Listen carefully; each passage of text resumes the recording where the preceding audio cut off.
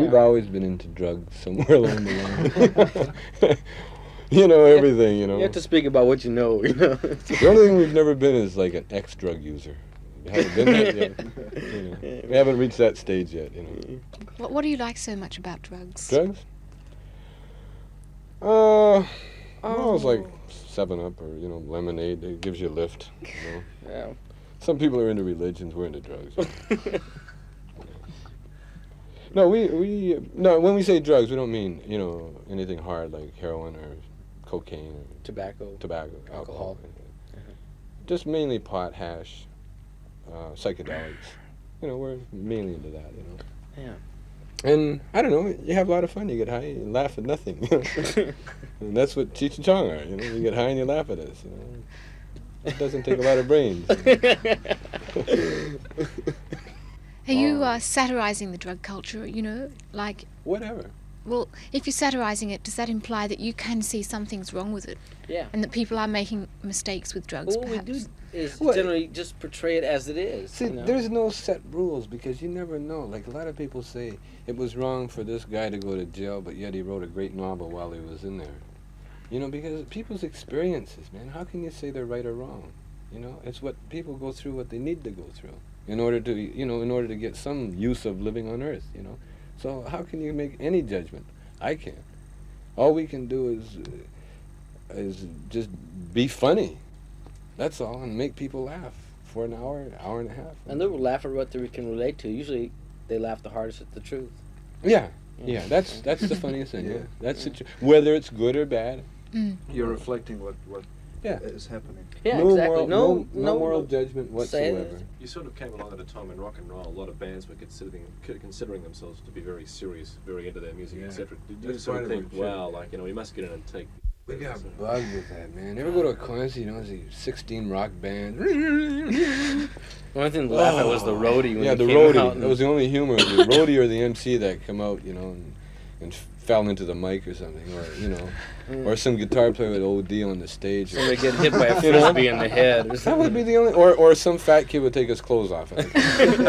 That's They smoke a big joint. That's the only thing there was to laugh at, you know. And so when we started, we said, hey, you know, this is a gold mine, man, because kids were the only ones going to concerts. You saw that. You sort of assessed the situation before Definitely. you. Oh, yeah. Well, we were doing the Topless Improv Theater before that, but then our first gig as a duo was in a rock concert, and it was a 5,000 person rock concert, and it went over great. And we said, this is going to work, you know. Yeah, it's going to work Because it was our audience. We were unannounced, and nothing is worse than an unannounced comedian. All right, kids, everybody stop. We're going to have some funny guys up here. Huh? You know. 2 minutes later, man, we had them. Do you like to be stoned for when you're actually performing? Only if we're comfortable. What? Only if, 2 reasons we'll get stoned. If the show's doing, you know, if we got to catch up with the audience, you know, like if there's a wiped out, you know, go, holy Christ, you know, we got to get with them, you know, or it's the opposite. You look out there and, you know, maybe, like one place we played, they had the prom queen in front. You know, they announced the prom queen. The snow queen. The snow queen. And there was a speech by the president, you know, and everybody's, you know, And they're all sitting in rows, right in rows back of each on other. chairs, very upright, and little crinolines Ties. and little frilly dresses, and here they are at Cheech and Chong. We went back and got really stoned. See, Cheech and Chong is like a barometer too, you know, because we can stand back and say, if you got a Cheech and Chong record, we know where your head's at. If you come to a Cheech and Chong concert, we know where your head's at again, you know. Do you assume that everybody who's into Cheech and Chong smoke dope? They either smoke it or they know someone that very intimately, someone that does. And if they don't smoke it, they're usually allergic to it. Because our albums aren't, you know, to straight people, I can't see how they can be funny. No, You know, I don't. I've heard some straight people, you know, look at it. So You know, some guy, some Dover, say, hey, listen to this, man, it's really funny. Put it on and laugh before, hey, that's funny. And, you know, they gotta be, you know, just looking one. You know, I mean, there's nothing that says, okay, here, laugh at this. You know, you either get the subtleties or you don't. What's one about your folks? Are they into your humor?